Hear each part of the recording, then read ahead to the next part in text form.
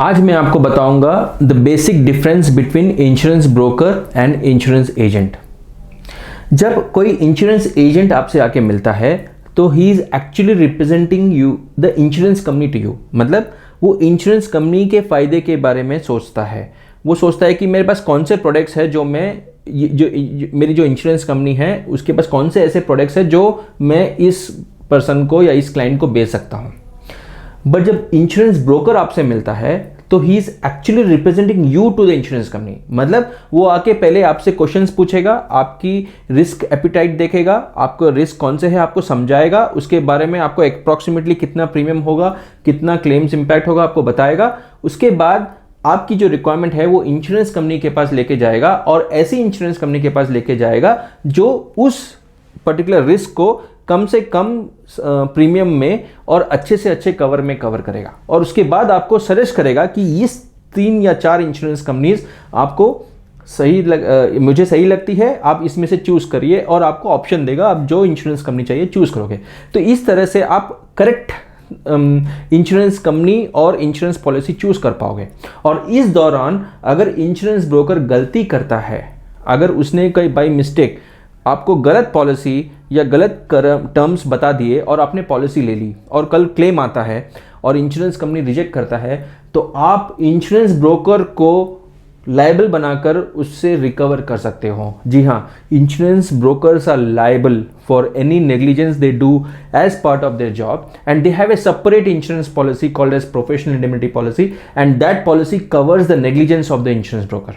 तो आपको जब आप इंश्योरेंस ब्रोकर से डील करते हो तो आपको it is like a double insurance. You are having one is from policy and one is from insurance broker also because they are protecting you from the risk of ensuring.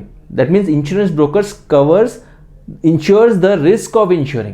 That is why you should always buy from insurance broker. There is no cost difference if you go and buy from agent or if you go and buy from insurance broker. आपको cost difference नहीं आएगा। दोनों का जो brokerage होता है, जो commission होता है वो inbuilt होता है प्रीमियम में और दोनों का almost same होता है। तो आपको overall cost difference नहीं आना चाहिए, right?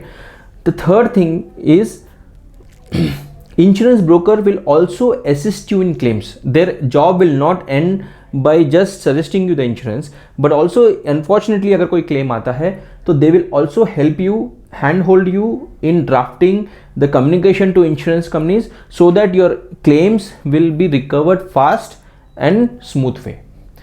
तो these are the reasons, the major difference between insurance broker and insurance agency. तो आप कहाँ से अपना इंश्योरेंस खरीदते हो, इंश्योरेंस ब्रोकर से या इंश्योरेंस एजेंट से? आप इस बारे में और कुछ जानना चाहते हैं तो आप हमारे वेबसाइट पे देख सकते हो कि आप कौन से क्वेश्चंस पूछना चाहिए इंश्योरेंस एजेंट या इंश्योरेंस ब्रोकर से। एंड इंश्योरेंस ब्रोकर भी अराउंड 500 ब्रोकर्स होते हैं इंडिया में।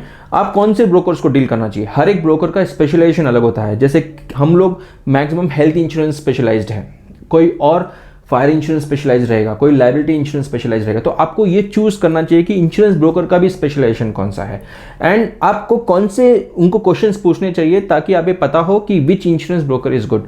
You can come to our website and download a free template which will actually tell you that what are the questions you should ask the insurance broker so that you know you are having the right partner to manage your risk. Thank you.